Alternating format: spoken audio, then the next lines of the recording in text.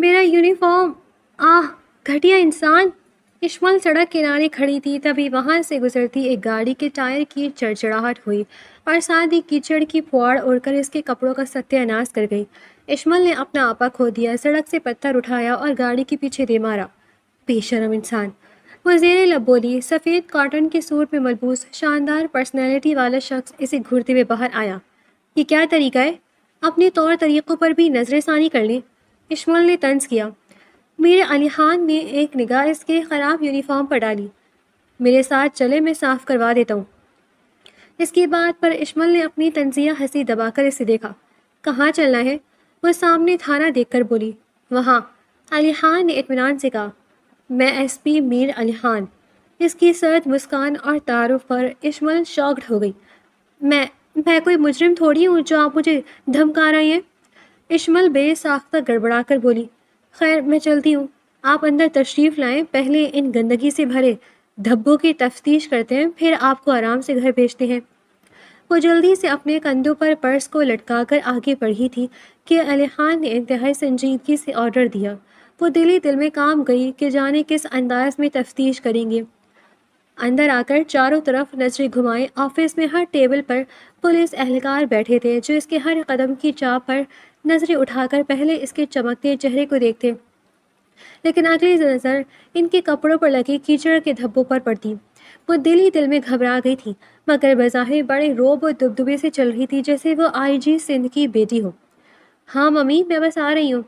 اشمل اچانک فون بجنے پر یکدم phone receive کر کے کان سے لگایا اور وہ بات کرتے واپس پلٹی، جیسے اسے وہاں سے بھاگنے کا بہانہ ملا ہو۔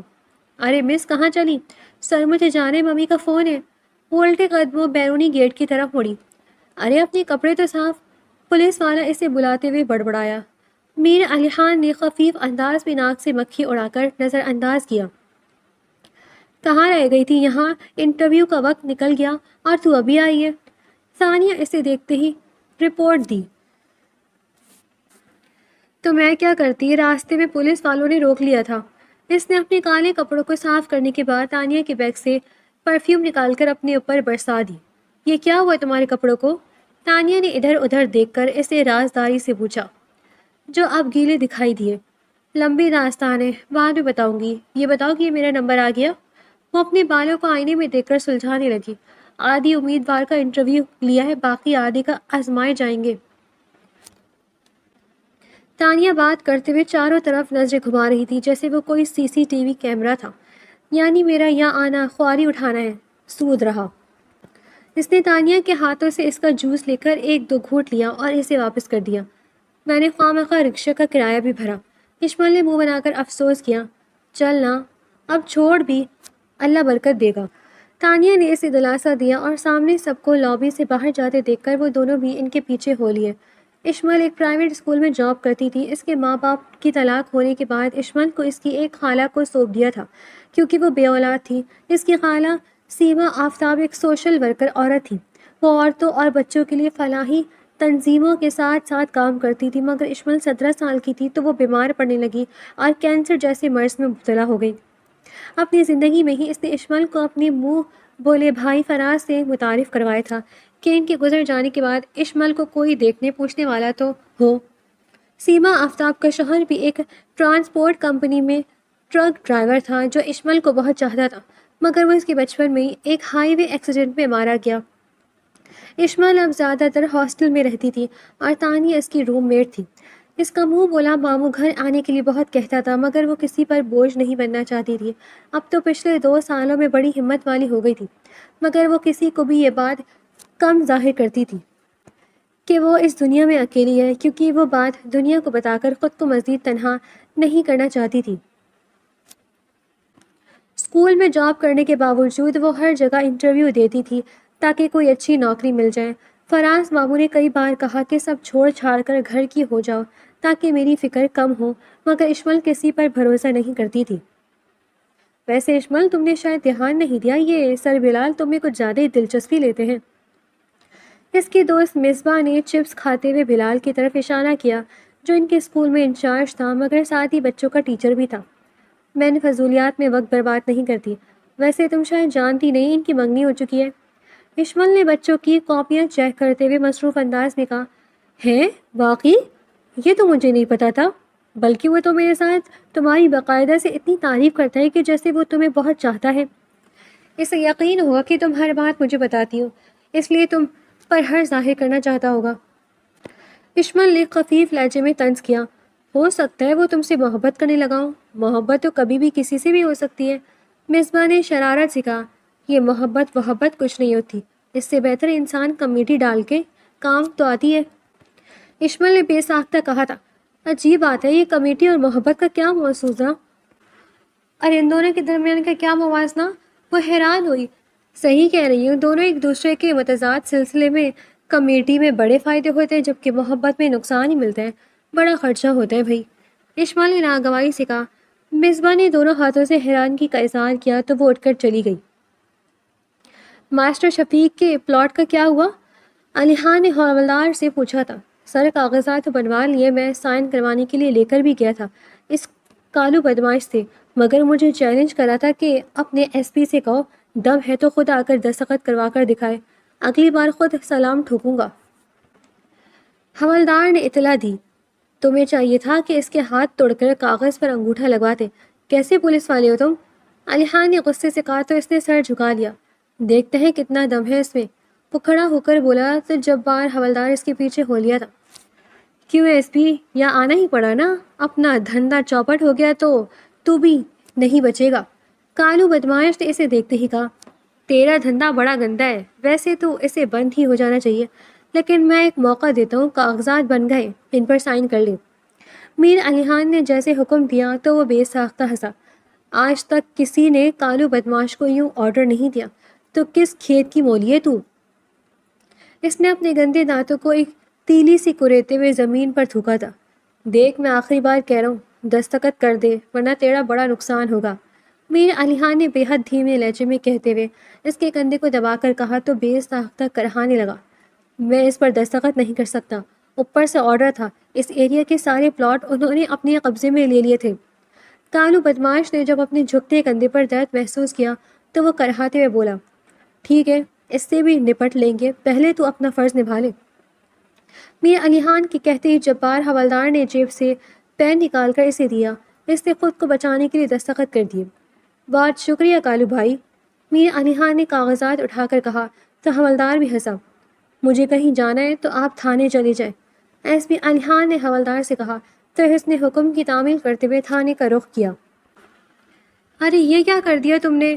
رجسٹر آفس سے نکلتے میر علی خان اشمل سے ٹکرایا تو دونوں کے ہاتھوں میں کاغذات تھے جو ہاتھوں سے چھوٹ کر آفس کے گیٹ کے سامنے زمین پر پھیل گئے تو اشمل اسے دیکھے بنا بولی اور اپنے پیپرز جمع کرنے زمین پر بیٹھ گئی۔ تمہارے ان کاغذات کی قیمت اتنی نہیں جتنی میرے ان کاغذوں کے ٹکڑے کی ہے۔ علی خان نے بھی زمین سے اپنے کاغذات چننا شروع کیے۔ بہت مہنگے، کیا کسی پراپرٹی کے ہیں؟ وہ تنزیہ بولی۔ دونوں نے نظر اٹھا کر ایک دوسرے کو دیکھا تو کچھ لمحوں کے لیے دونوں خاموش ہو گئی۔ یہ پاگل لڑکی، علی خان نے ایک ٹھنڈی آہ بھر کے سوچا جبکہ اشمل اسے دیکھ کر گھبرا گئی تھی۔ میرے کاغذات میں اگر ایک پناہ بھی گم ہوا تو تم اس کی قیمت چکانی پڑے گی۔ میر علی خان نے اس کے ہاتھ سے سارے کاغذات چھین کر کہا تو وہ بھڑک گئی۔ دیکھو مسٹر، میرے کاغذات بھی بیکار نہیں ہے۔ وہ اس کے ہاتھ سے پیپرز چھیننے کے لیے بڑھی مگر علی خان نے اپنا ہاتھ اونچا کر کے اس کے پہنچ سے دستاویز دور کیے۔ وہ سارے پیپرز کو چیک کرنے لگا۔ اشمل نے اچھل کر اس سے کاغذات چھیننے کی کوشش کی مگر بے سود رہی۔ یہ لو بچوں کے مڈ ٹرم سرٹیفکیٹس۔ میر علی خان نے سارے دستاویزات چیک کرنے کے بعد جب اطمینان کر لیا تو اسے کاغذ دے کر جیسے احسان جتایا وہ آگ بگولا ہو گئی۔ اور یہ لو میری طرف سے انعام جو میرے پاس چھوڑنا چاہیے۔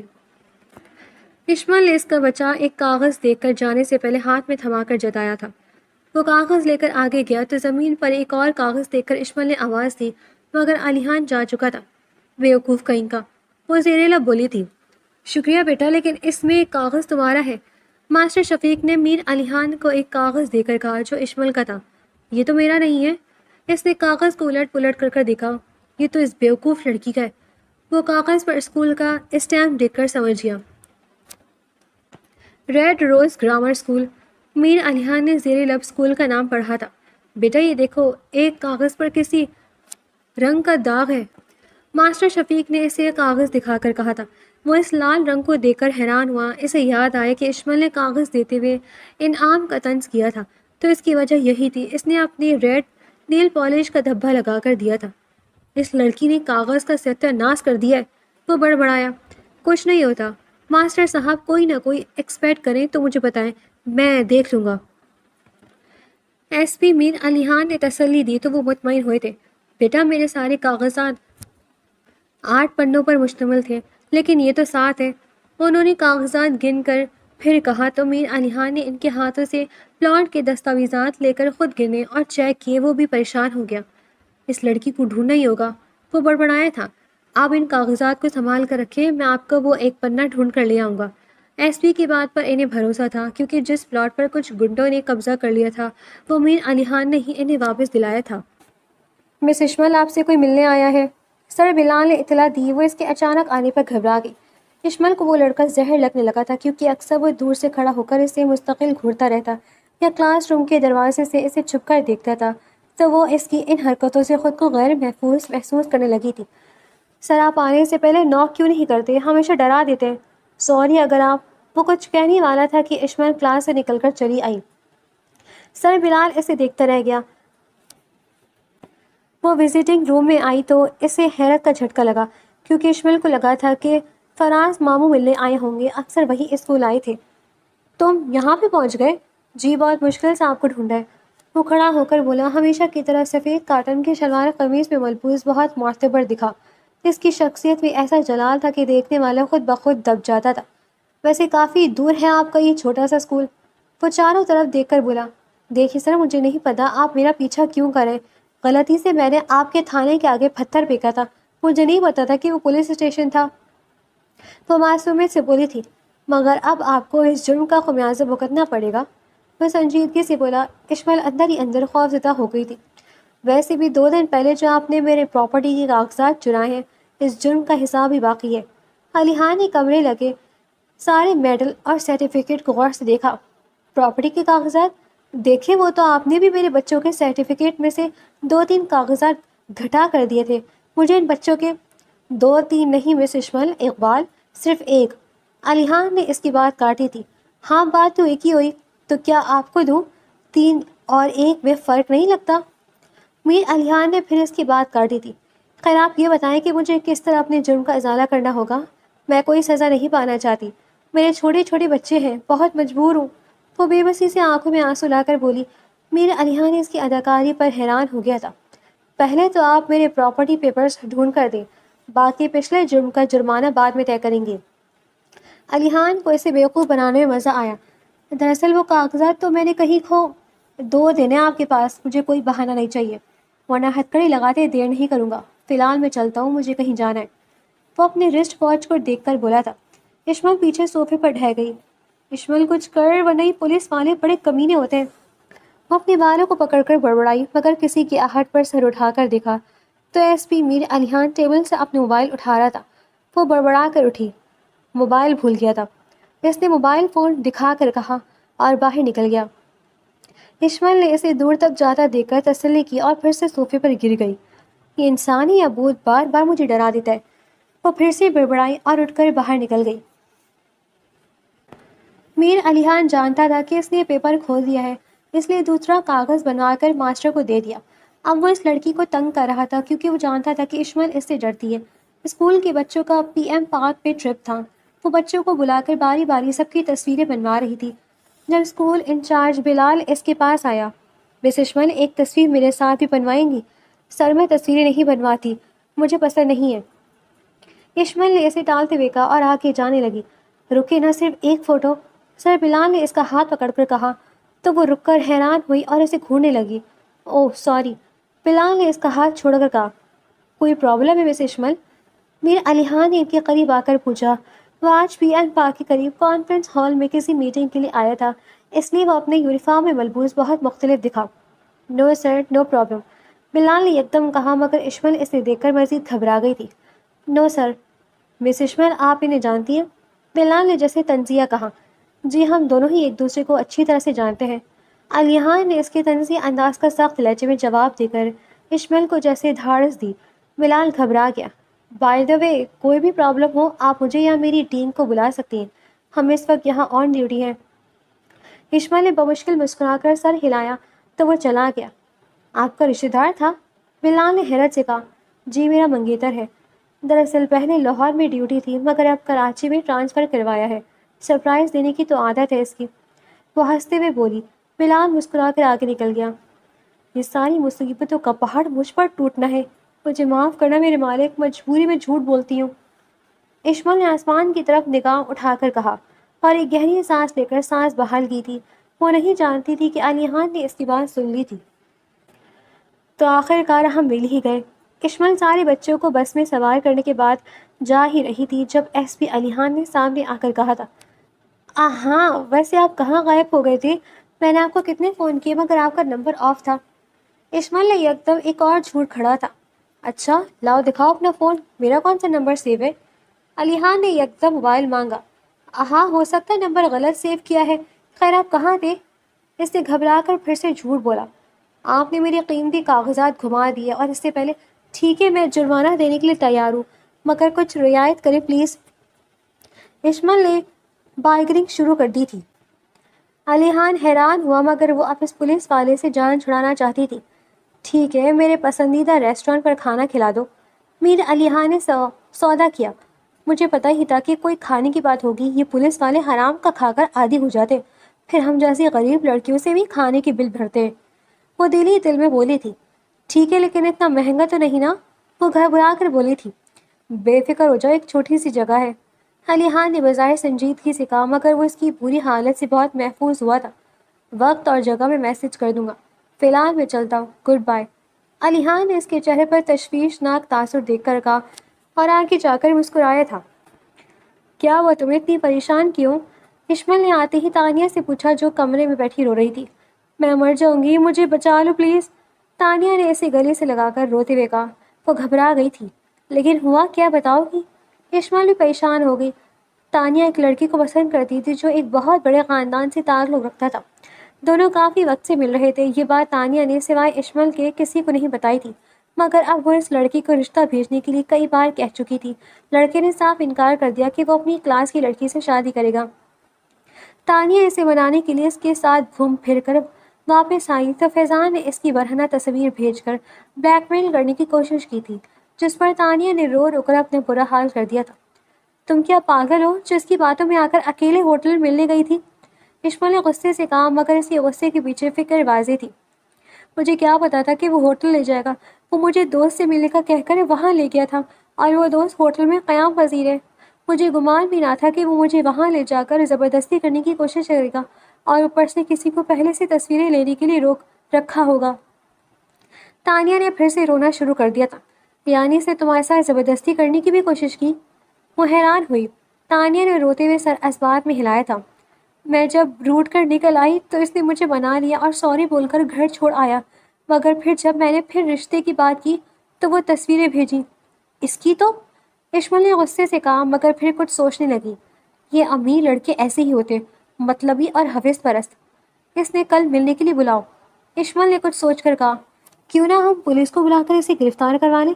اشمل نے تجویز دی۔ مجھے تو ڈر لگ رہا ہے، یہ پولیس والے خود بڑے گندے ہوتے ہیں، اگر انہیں میرے ویڈیو اور فوٹو ہاتھ لگ گئے تو وہ بھی مجھے بلیک میل کریں گے۔ تانیہ نے ایک اور خدشہ ظاہر کیا۔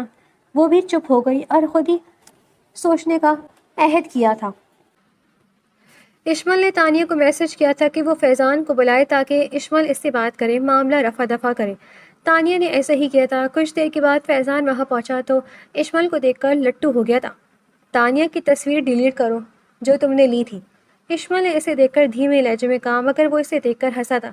دیکھو تمہیں شرم آنی چاہیے، کسی کی عزت پامال کرتے ہوئے کوئی تم پر بھروسہ کرے اور تم اس طرح پیش آتے ہو، کسی لڑکی کا اعتبار توڑ کر کیا مل گیا تمہیں؟ اشمل نے اسے سمجھانے کی کوشش کی مگر وہ امیر باپ کی بگڑی ہوئی اولاد تھا، اسے شرم دلانا کسی کی بس کی بات نہ تھی۔ اس کے لیے میری ایک شرط ہے، میر فیضان نے للچائی ہوئی نظروں سے دیکھ کر کہا تھا۔ ویسے تو میرا کوئی موڈ نہیں کہ تمہاری بکواس سنوں مگر تانیہ کی زندگی کے لیے میں سن لیتی ہوں۔ وہ خود پر ضبط پا کر بولی تھی، میری گرل فرینڈ بن جاؤ۔ فیضان نے مکاری سے مسکرا کر کہا، تمہیں شرم آنی چاہیے۔ تانیہ نے یکدم غصے سے کہا، نہیں، تمہارے گھر سچ میں رشتہ بھیجوں گا، تم بہت خوبصورت ہو۔ دراصل میں تمہیں دیکھ کر فدا ہو گیا ہوں، مجھ سے جتنا گہرا رشتہ رکھو گی اتنے فائدے میں رہو گی۔ میر فیضان اس کے قریب ہو کر آہستہ سے بولا۔ اشمل نے بے ساختہ اسے تھپڑ مارا تھا۔ میں تمہاری جان لے لوں گا۔ وہ اشمل پر دھاڑا تو اس نے یکدم ٹیبل پر پڑی چھری اٹھا کر اسے ڈرایا تھا۔ تمہاری ساری بکواس میں نے اپنے موبائل فون میں ریکارڈ کر لی ہے، اب تم میری شرط مانو پھر ہی بچ پاؤ گے۔ اشمل کا انداز دیکھ کر تانیہ کے حیرت سے منہ پھٹ گیا۔ ریسٹورانٹ میں بیٹھے لوگ باہر بھاگے تھے، مگر کچھ نے ان کی ویڈیو بنانی شروع کر دی تھی۔ دیکھیں میڈم، اس چھری کو رکھ دیں، آپ قانون کو ہاتھ میں نہ لیں، یہ ٹھیک نہیں ہے۔ مینیجر نے آ کر درخواست کی۔ مجھے 2 منٹ چاہیے پلیز۔ اشمل نے جواباً چھری فیضان کی جانب بڑھا کر کہا۔ چلو جلدی کرو، موبائل نکالو اپنا۔ اس نے دھمکی آمیز لہجے میں کہا۔ تانیہ، اس کی جیب سے موبائل لو اور سب ڈیلیٹ کرو۔ تانیہ نے ڈرتے ہوئے آگے بڑھی۔ تم بہت پچھتاؤ گی، یہ تم ٹھیک نہیں کر رہی۔ میر فیضان نے دھمکی دی۔ جلدی کرو تانیہ، وہ چلائی تھی۔ تانیہ نے اس کا موبائل لے کر سب ڈیلیٹ کیا تھا اور موبائل واپس ٹیبل پر رکھ دیا۔ اب میری بات دھیان سے سنو، اگر کسی لڑکی کو بلیک میل کرنے کی کوشش کی تو ریکارڈنگ وائرل کر دوں گی۔ اشمل نے ایک بار پھر دھمکی دی اور تانیہ کو لے کر چلی گئی۔ فیضان نے چاروں طرف دیکھا۔ اوئے، ویڈیو بنانا بند کرو۔ وہ سامنے لڑکے کو موبائل دے کر بولا، تو اس نے پھر بھی کیمرہ آن رکھا تھا۔ فیضان مجبوراً وہاں سے نکل گیا۔ یہ سارے آپ کے بچے ہیں؟ اشمل اسکول کی چھٹی ہوتے ہی جیسے ہی باہر آئی، سامنے علیحان دیکھ کر پوچھا۔ وہ اسے دیکھ کر حیران ہوئی۔ آپ نے کہا تھا کہ آپ کے چھوٹے چھوٹے بچے ہیں، تو اس لیے پوچھا۔ علیحان نے اپنے کالے چشمے کو پھونک مار کر آنکھوں پر لگا کر کہا، تو وہ بے بسی سے دیکھنے لگی۔ اشمل کا دل کیا وہ اسے یہی دفن کر دے۔ آپ یہاں کیا کر رہے ہیں؟ میں آپ کو میری پسندیدہ جگہ لے جانے کے لیے آیا ہوں، جہاں آپ مجھے کھانا کھلائیں گی۔ اتنا مہنگا تو نہیں ہوگا نا؟ وہ گھبرا کر بولی تھی، حالانکہ وہ اس کے ساتھ جانے سے ڈر رہی تھی، بس اس لیے بہانے بنا کر میر علیحان کو ٹالنا چاہتی تھی، مگر یہ ایس پی میر علیحان تھا جس سے جان چھڑانا مشکل تھا۔ اس نے گاڑی میں بیٹھ کر اشمل کے لیے دروازہ کھولا تو وہ ڈرتے ہوئے بیٹھ گئی۔ اشمل کی ایک اچھی عادت تھی، وہ دل میں کتنی بھی گھبرائی ہوئی کیوں نہ ہو، بظاہر پر اعتماد نظر آتی تھی۔ بے فکر رہیں، بہت چھوٹی سی جگہ ہے، اس نے دلاسا دیا تھا۔ کچھ دیر بعد وہ ایک عالیشان ریسٹورانٹ میں پہنچے۔ یہ جگہ تو بہت مہنگی لگ رہی ہے، میں یہاں کھانا نہیں کھا سکتی۔ اشمل یکدم واپس پلٹی۔ تو پھر جیل جانا پسند کرو گی؟ میر علیحان نے ڈرایا تو وہ رک گئی۔ لیکن دیکھو، میرے پاس اتنے پیسے نہیں، اور یہاں تو برتن دھونے کے لیے بھی بہت لوگ ہیں، میں بل کیسے چکاؤں گی؟ وہ بظاہر بھرم رکھنے کے لیے چہرے پر مسکراہٹ سجا کر ڈرتے ہوئے بولی تھی۔ علیحان اس کی بیوقوفی پر بمشکل سنجیدہ کھڑا تھا۔ کوئی بات نہیں، تم قسطوں میں بل کی ادائیگی کرنا۔ کیا یہ سہولت بھی ہے یہاں؟ وہ خوشگوار حیرت سے بولی، اور میر علیحان کے پیچھے چلی آئی تھی۔ مینیو دیکھ کر وہ خوفزدہ ہونے لگی اور ہر چیز کی قیمت دیکھ رہی تھی۔ میر علیحان نے ویٹر کو آرڈر نوٹ کروایا تو وہ اسے گھورنے لگی۔ جیسے میر حرام کے پیسے کماتی ہوں، اس نے دل ہی دل میں سوچا۔ تم کیا کھاؤ گی؟ نہیں، کچھ نہیں۔ اس کے لیے اٹالین پیزا لے آئیں۔ نہیں، میں نہیں کھاؤں گی، پیٹ فل ہے، علیحان نے اسے دیکھ کر کہا تو وہ فوراً منع کر گئی۔ علیحان اپنی ہنسی دبا کر مسکرا دیا تھا۔ وہ یکدم شرمسار ہوئی۔ ویٹر نے آرڈر نوٹ کرنے کے بعد ان کے ٹیبل پر پھول سجائے تو وہ انہیں سونگنے لگی۔ ویسے بھی بل میں بھروں گی، اس نے ایک پھول نکالنے کی کوشش کرتے زیر لب کہا۔ علیحان نے ایک پھول اٹھا کر اس کے سامنے دیا۔ وہ اس کے انداز پر گھبرا گئی۔ 1 منٹ کے لیے اسے لگا جیسے وہ اشمل کو پروپوز کر رہا ہو، مگر علیحان نے پھول لینے کا اشارہ کیا تو اشمل نے جھجکتے ہوئے مگر مسکرا کر پھول لے لیا۔ میر علیحان نے مزے سے کھانا کھایا، مگر وہ پریشان بیٹھی تھی۔ اس نے بمشکل پیزا کا ایک ٹکڑا لیا اور جوس پیا۔ پریشانی کے مارے اس سے کچھ کھایا نہیں جا رہا تھا۔ ویٹر بل لے آیا تو پرس سے والٹ نکال کر دیکھنے لگی، مگر علیحان نے اپنا کارڈ نکال کر بل کے ساتھ دیا۔ وہ حیران ہوئی۔ ارے یہ کیا، بل میں دینے والی تھی، اس نے یکدم کہا۔ یہاں کیش نہیں لیتے، تم اگلی بار پے کرنا۔ علیحان نے عذر پیش کیا تو اس کا منہ پھول گیا۔ لاؤ دکھاؤ کتنا بل تھا۔ ویٹر کے بل بیٹ واپس کرتے ہی اس نے بل ہاتھ سے چپٹ کر کہا، ہاں اتنا مہنگا کھانا۔ وہ بل دیکھ کر بولی، تم باہر آؤ، میں گاڑی نکال کر آتا ہوں۔ اشمل مشکل سے مسکرائی اور اس کے پیچھے باہر آ کر انتظار کرنے لگی۔ پہلے بتاتا تو میں کھانا تو صحیح سے کھاتی، وہ مسلسل بڑبڑاتے ہوئے بولی تھی۔ تو یہ تم ہو بلیک بیلٹ وومن؟ فیضان اس کے سامنے آ کر بولا۔ وہ اسے اچانک دیکھ کر گھبرا گئی تھی۔ چلو میں تمہیں گھر چھوڑاتا ہوں۔ فیضان اس کی کلائی پکڑ کر زبردستی گھسیٹتا ہوا لے جانے لگا۔ چھوڑو مجھے بدتمیز انسان، میں تمہاری جان لے لوں گی۔ وہ اپنا ہاتھ چھڑانے کی کوششوں میں چلائی تھی۔ میر علی خان نے پیچھے سے آ کر اس لڑکی کا ہاتھ پکڑ کر پہلے اشمل کا ہاتھ چھڑا لیا، پھر اس کے پلٹنے سے پہلے زمین پر پٹک دیا۔ وہ زمین پر گر کر کرلایا، مگر اگلے ہی پل دونوں ایک دوسرے کو دیکھ کر شاکڈ ہو گئے۔ ایس پی صاحب، آپ نے کیا کیا یار؟ وہ اپنے بڑے بھائی کو دیکھ کر بولا۔ پہلے اپنے کرتوتے صحیح کرو۔ میر علی خان نے اس دونوں ہاتھوں میں ہتھکڑی لگا کر اوپر اٹھایا اور حیران ہوا۔ لڑکی کو ہراساں کرنے کے جرم میں اور اس کے ساتھ سر عام زبردستی کرنے کے جرم میں تو میں گرفتار کر رہا ہوں، لیکن ڈیڈ نہیں چھوڑیں گے آپ کو، وہ جواباً بولا، جبکہ اشمل دنگ رہ گئی تھی۔ چلو تمہیں راستے میں چھوڑ دوں گا، میر علی خان نے اشمل کو متجسس دے کر کہا اور فیضان کو پچھلی سیٹ پر بٹھا کر ہتھکڑی ہینڈل میں لاک کر دی۔ خود ڈرائیونگ سیٹ پر بیٹھ کر اشمل کے لیے دروازہ کھولا تھا۔ وہ چپ چاپ بیٹھ گئی۔ یہ آپ کی گرل فرینڈ؟ تمیز سے بات کرو، میر علی خان نے فیضان کی بات کاٹ کر دانت پیس کر کہا تھا۔ 4 دن جیل میں گزارو گے تو عقل ٹھکانے آ جائے گی، علی خان نے غصے سے کہا۔ تم گھبراؤ مت، یہ کوئی پیشہ ور مجرم نہیں، اسے تو مجرم کرتے وقت خود بھی حفاظت نہیں کرنی آتی۔ اشمل کو خوف زدہ دیکھ کر علی خان نے تسلی دی۔ اشمل بنا کچھ کہے ہی گاڑی سے اتر گئی اور ہاسٹل چلی گئی۔ میر علی خان ایک رئیس خاندان کا بڑا بیٹا تھا جس کا باپ ایک بہت بڑا سیاستدان بھی تھا۔ علی خان اپنے گھر کو چھوڑ کر چلا آیا تھا۔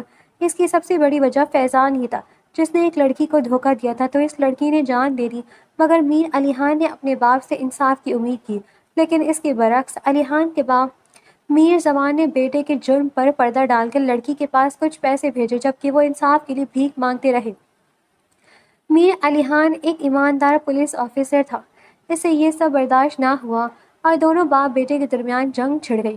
باپ کے اثر و سوگ کے آگے میر علی خان کی ایک نہ چھوٹی اور ایک بھی نہ چلی۔ چھوٹے بھائی کو جب جیل میں بند کیا تو اوپر سے آرڈر آیا کہ اسے چھوڑ دیں ورنہ نوکری چلی جائے گی۔ میر علی خان نے بے بس ہو کر فیضان کو بری کر دیا، مگر وہ آج بھی اپنے باپ سے بہت نفرت کرتا تھا۔ اب بھی اسے یقین تھا کہ کچھ ہی دیر میں فیضان کے لیے کال آئے گی، مگر میر علی خان نے اسے تب تک جیل کی سلاخوں کے پیچھے چھوڑ دیا جب تک اس کا باپ وہاں پہنچ کر اسے خود نہ لینے آیا تھا۔ تم نے دیکھا وہ لڑکی کس قدر خاموش تھی؟ جانتے ہو کس لیے؟ کیونکہ وہ میری ایکس تھی، فیضان نے علی خان کو غصہ دلانے کے لیے سلاخوں کے پیچھے سے تیز آواز میں بتایا تھا۔ میر علی خان غصے سے اٹھ کر اس کی طرف اندر آیا تو وہ ہنسنے لگا، مگر ایس پی علی خان نے اس کے منہ پر ٹیپ لگا کر منہ بند کر دیا تھا۔ کچھ ہی دیر میں میر زمان وہاں پہنچا تھا۔ انہیں امید تھی کہ بیٹا دیکھ کر سلام کرے گا، گلے لگے گا، مگر ایسا کچھ نہیں تھا۔ تمہیں شرم آنی چاہیے اپنے چھوٹے بھائی کو جیل میں بند کرتے ہوئے، وہ سگار کا دھواں اڑا کر بولے۔ بڑا نام دے رہے ہیں تم ہمارے خاندان کو، وہ غصے سے بولے تھے۔ نام تو آپ کے اس بیٹے نے کمایا ہے، ہر بار کسی معصوم کی زندگی کو خراب کر کے آپ کا اور خاندان کا سر اونچا کیا ہے۔ شاباشی نہیں دیں گے اسے، یہ تو آپ کی لائن پر چل نکلا۔ علی خان، وہ بے ساختہ چلائے مت، یہ پولیس اسٹیشن ہے اور ہر پولیس والا رشتہ خود نہیں ہوتا اور رشوت خور بھی، جو اپنے زمین کا سودا کر کے آپ کے کالے کرتوتوں کو چھپا لیں۔ تم بہت پچھتاؤ گے، بھول رہے ہو کس سے بات کر رہے ہو۔ تو بھپر گئے تھے، مگر علی خان کو ان سے کوئی ڈر نہیں تھا۔ میر زمان اپنی بیٹی کی ضمانت کروا کر جا چکے تھے، مگر ساتھ ہی دھمکی دے گئے تھے کہ اس کا یہ عہد زیادہ دیر نہیں رہنے والا۔ تمہیں پتہ ہے وہ لڑکا فیضان؟ تانیہ نے اشمل سے آ کر کہا۔ اسے پولیس نے پکڑ کر جیل میں ڈالا تھا، تانیہ نے خوشی سے کہا۔ تمہیں کس نے کہا؟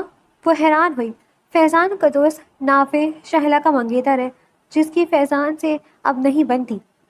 اشمل اپنے کپڑے بیگ میں ڈالتے ہوئے چپ چاپ سن رہی تھی۔ تو کہیں جا رہی ہے؟ وہ حیران ہوئی۔ ہاں، کچھ دنوں کے لیے فراز ماموں کے پاس جاؤں گی، پھر واپس آ جاؤں گی، وہ اپنے لہجے کو تقریباً نارمل رکھتے ہوئے بولی۔ سب خیریت ہے؟ کوئی پریشانی ہے مجھے بتاؤ، وہ فکر مند ہوئی۔ نہیں، بس کچھ دن آرام کرنا چاہتی ہوں اور کچھ نہیں۔ تمہیں کوئی بھی پریشانی ہو یا میری اس دن کی حرکت کی وجہ سے کوئی تنگ کرے، مجھے کال کرنا، میں دیکھ لوں گی۔ اشمل نے اس کے ساتھ گلے مل کر تسلی دی۔ وہ جانتی تھی تانیہ بہت ڈرپوک تھی، بات بات پر گھبرا جاتی تھی۔ دراصل اشمل بھی فیضان کا بیک گراؤنڈ جان کر گھبرا گئی تھی، اس لیے پہلے سے ہی احتیاطی تدابیر اختیار کر کے ماموں کے یہاں رکنے آئی تھی۔ یہاں کم از کم ایک پورا ٹبر تھا۔ فراز ماموں کے 3 بیٹے اور 3 بہویں تھیں، جن کے چھوٹے بچے تھے جو اشمل سے بہت پیار کرتے تھے۔ وہ بھی ان سے محبت سے پیش آتی تھی اور سگی پھپھیوں کی طرح ان کے نخرے اٹھاتی تھی۔ ان کے ساتھ رہ کر وہ خود کو مصروف رکھنا چاہتی تھی۔ میر علی خان اشمل سے ملنے کے کئی بار اس کے اسکول آیا تھا، مگر وہ کئی دنوں سے چھٹی پر تھی، اس لیے وہ اس کے گھر آ گیا۔ اشمل اسے فراز ماموں کے گھر پر دیکھ کر حیران ہو گئی تھی۔ یہ میرے ماموں ہیں۔ اشمل نے اپنے ماموں سے ملوایا تو علی خان نے بڑے ادب سے مصاحبہ کیا۔ ماموں، یہ ایس پی علی خان ہے۔ اس نے دونوں کا تعارف بغیر کسی جھجک کے کروایا، کیونکہ اس کے دل میں علی خان کے لیے چور نہیں تھا۔ دونوں کی چھوڑ کر چائے بنانے چلی گئی۔ اشمل میری بہت فرمانبردار بھانجی ہے، بس ایک بات وہ میری نہیں سنتی۔ اور وہ کیا؟ علی خان نے ترقی بات ترقی پوچھا۔ اب دیکھو اس کی عمر ہو رہی ہے، شادی کے لیے راضی نہیں ہو رہی ہے، کہتی ہے سب مرد ایک جیسے ہوتے ہیں۔ کیسے ہوتے ہیں؟ وہ تشویش سے کہنے لگا۔ دراصل 4 سال پہلے اس کی منگنی ہو گئی تھی، بس شادی کی تیاریاں چل رہی تھی۔ تب میری بہن سیما بھی زندہ تھی۔ اشمل بہت خاموش اور خوش تھی۔ وہ لڑکا اشمل کی یونیورسٹی میں پڑھتا تھا، مگر عین وقت پر اس لڑکے نے جہیز کی ڈیمانڈ کی اور سیما پریشان ہو گئی۔ ہم نے کچھ دن کی مہلت مانگی، مگر اس نے صرف 2 دن کی مہلت دی۔ 2 دن میں کچھ نہیں ہوا۔ اشمل ویسے ہی جہیز کی ڈیمانڈ سن کر شادی نہیں کرنا چاہتی تھی، لیکن اشمل کے کردار کا بہانہ بنا کر شادی سے انکار کر دیا۔ اشمل نے سرِ عام انہیں گھر سے جانے کا کہا، کیونکہ وہ پہلی اس لالچ کی بنیاد پر جڑنے والے رشتے کے خلاف تھی۔ لیکن جب بارات گھر سے چلی گئی تو ظاہر ہے لوگوں نے بہت باتیں کی، جس کی وجہ سے اشمل بیٹی کا شادی سے دل اٹھ گیا۔ تب سے اب تک وہ شادی کے لیے نہیں مانتی۔ اس نے بہت اچھا کیا۔ ایسے رشتے جڑنے ہی نہیں چاہیے جو ضرورت کی بنیاد پر تکمیل ہو۔ لیکن کیا آپ کی بیٹی کو اس شخص کے جانے کا اتنا افسوس تھا کہ آج تک کوئی بھی پسند نہیں آ رہا؟ اشمل اندر آتے ہوئے رک گئی اور علی خان کی بات سن کر ڈھٹک گئی تھی۔ دیکھیں، میں آپ سے اسی بارے میں بات کرنے آیا ہوں۔ مجھے آپ کی بیٹی بہت پسند ہے، اس سے شادی کرنا چاہتا ہوں۔ علی خان نے انکشاف پر اشمل کا دل بھر آیا۔ آپ سوچ کر اور اشمل کی مرضی جان کر مجھے بتا دیجیے گا، تاکہ میں اپنی ماں کو لے آؤں۔ آپ اپنی طرف سے پوری طرف چھان بین کر کے پھر ہی بتائیں، میں انتظار کروں گا۔ علی خان نے بڑی مذہب انداز میں رشتے کی بات کی۔ فراز ماموں متاثر ہوئے تھے۔ اشمل ان کا موضوع گفتگو بدلتے ہی اندر آ گئی اور دونوں کو چائے پیش کی۔ ہیلو، کون بات کر رہا ہے؟ میں میر فیضان۔ دراصل اس دن میں نے آپ کے ساتھ کچھ زیادہ ہی بدتمیزی کر دی تھی۔ میں شرمندگی کی باعث سو نہیں سکا تو سوچا آپ سے مل کر معافی مانگ لوں۔ اگلے کچھ دن بعد میر فیضان نے اشمل کو فون کر کے باہر بلایا تھا۔ کوئی بات نہیں، تمہیں احساس سے اپنی غلطی پر شرمسار ہو، یہی بہت ہے، ملنے کی ضرورت نہیں۔ وہ دھیرے لہجے میں بولی تھی۔ فون مت بند کریے گا، ایک بار پلیز ہم مل سکتے ہیں، پلیز نہ مت کہنا۔ فیضان نے منت سماجت کی۔ نہیں مل سکتے۔ وہ فون بند کر چکی تھی، مگر کچھ دیر میں اس نے تانیہ کی تصویر بھیج کر بتایا کہ وہ اس کے ساتھ ہے۔ اشمل پریشان ہو گئی اور فوراً اسے میسج کیا، اگر تانیہ کو کچھ ہوا تو مجھ سے برا کوئی نہیں ہوگا۔ وہ میسج دیکھ کر مسکرایا تھا۔ کہیں جا رہی ہو؟ فراز ماموں نے اسے جاتے دیکھ کر پوچھا۔ مجھے تھوڑا کام میں دیر ہو جائے گی تو پریشان مت ہوئیے گا۔ وہ جلدی میں باہر نکلی۔ فراز ماموں سے دیکھ کر واقعی پریشان ہو گئے، مگر سوچا اسے کوئی کام ہوگا۔ وہ شام تک انتظار کرتے رہے۔ اشمل کا کچھ اتا پتہ نہیں تھا۔ تانیہ کو فون کیا تو وہ بھی پریشان ہو گئی۔ آخر کار انہیں یاد آیا کہ ایس پی میر فیضان اسے اپنا رابطہ نمبر دے گئے تھے، اسی سے بات کرنی چاہیے۔ تمہیں اس بے عزتی کی قیمت مہنگی پڑے گی، میر فیضان نے دانت چباتے ہوئے کہا۔ دیکھو میری بات سنو، میں نے صرف تمہیں تمہاری غلطی کا احساس دلانے کے لیے سب کیا تھا۔ بھلا میرا کیا بگاڑا ہے تم نے؟ وہ معصومیت سے بولی۔ مجھے احساس ہو گیا، دیکھو اب میں تم سے پیار کرنے لگا ہوں تو اس لیے ہم شادی کریں گے۔ فیضان نے اس کے چہرے پر ہاتھ پھینک کر مذاق اڑایا تھا۔ اشمل نے اپنا سر جھٹک کر اس کا ہاتھ ہٹایا۔ میر فیضان نے اشمل کو معافی مانگنے کے لیے بلایا۔ وہ اس کے دھوکے میں آ گئی اور اب اس نے اشمل کو کمرے میں بند کر لیا تھا۔ یہ سب کر کے وہ اسے بلیک میل کرنا چاہتا تھا۔ اب لاؤ اپنا موبائل دو تاکہ تمہاری دوست اور ہمدرد کو کال کر کے اطلاع دے سکے۔ وہ اشمل کے موبائل پر فنگر پرنٹ لگوا کر بولا، دیکھو میرے ماموں کو کچھ مت بتاؤ، وہ ہارٹ پیشنٹ ہیں، مر جائیں گے۔ وہ منت کرنے لگی۔ ارے یار، سب کی کتنی فکر کرتی ہو۔ اس نے طنز کیا۔ وہ مستقل اسے ٹارچر کر رہا تھا۔ اشمل رونے لگی تھی۔ وہ نہیں جانتی تھی کہاں ہے، مگر میر علی خان کو فیضان کی اس حرکت کا سب سے پہلے پتہ چلا تھا، کیونکہ فیضان نے اشمل کو اسی کے گھر چھپا رکھا تھا۔ آپ کو بہت گھمنڈ ہے نا اپنی کھوکھلی عزت و آبرو پر، بہت جلد آپ کا بیٹا اسے پیروں تلے رون دے گا۔ میر علی خان نے باپ کے سامنے آ کر کہا۔ اب کیا کر دیا اس نے؟ وہ حیران ہوئے اور کمرے میں بیٹھے تمام مہمانوں کو جانے کا اشارہ کیا۔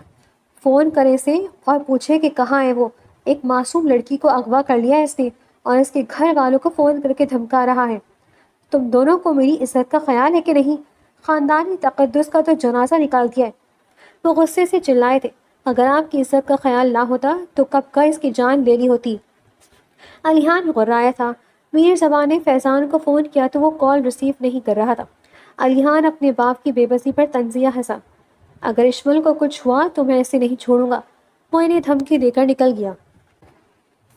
میر علیحان کو اندازہ تھا کہ فیضان نے اشمل کو ایسی جگہ بند کر رکھا ہوگا جہاں کسی کو شک نہ ہو، مگر وہ جان کر حیران ہوا کہ اس نے اشمل کو میر علیحان کے گھر میں ہی چھپا رکھا تھا۔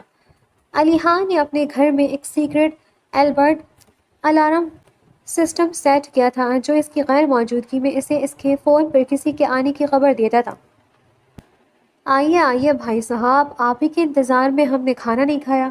علیحان نے ساری ٹیم کو الرٹ رہنے کو کہا تھا اور خود اکیلا گیٹ پر آیا تھا کیونکہ اسے اپنی CCTV سسٹمز اور تمام راستوں کا خوب پتہ تھا، مگر یہ فیضان ہی تھا جسے خبر نہ تھی کہ گھر میں آنے کا دوسرا راستہ بھی تھا، جہاں سے علیحان نے پہلے اپنی ٹیم کو گھر کے اندر بھیج دیا اور خود داخلی دروازے سے اندر آیا۔ فیضان نے اسے گیٹ پر دیکھتے ہی استقبالیہ کہا تو وہ بظاہر حیران نظر آیا۔ حیران مت ہو، دراصل میں یہاں کسی مہمان کو لے آیا ہوں، تو پلیز آ کر اسے ہیلو بول دیں۔ وہ ہاتھ میں گلاس لیے اطمینان سے بولا تھا۔ فیضان، مجھ سے پہلے میری ہونے والی؟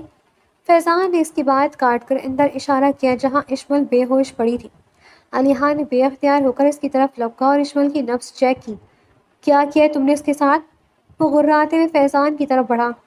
فیضان کچھ کہنے ہی والا تھا کہ علیحان نے اسے زوردار تھپڑ مار کر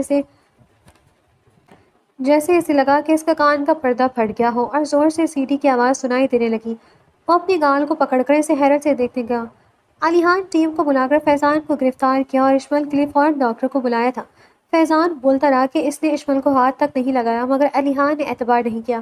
وہ اس کے ہوش میں آنے تک انتظار کرتا رہا اور فراز ماموں کو تسلی دی کہ وہ ٹھیک ہے۔ تم ٹھیک ہو؟ اشمل نے جیسے ہی آنکھ کھولی تانیہ نے قریب آ کر کہا، ہاں مگر تم یہاں؟ وہ حیران ہوئی۔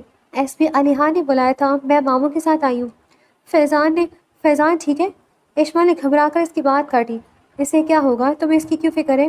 علیحان نے آ کر پوچھا۔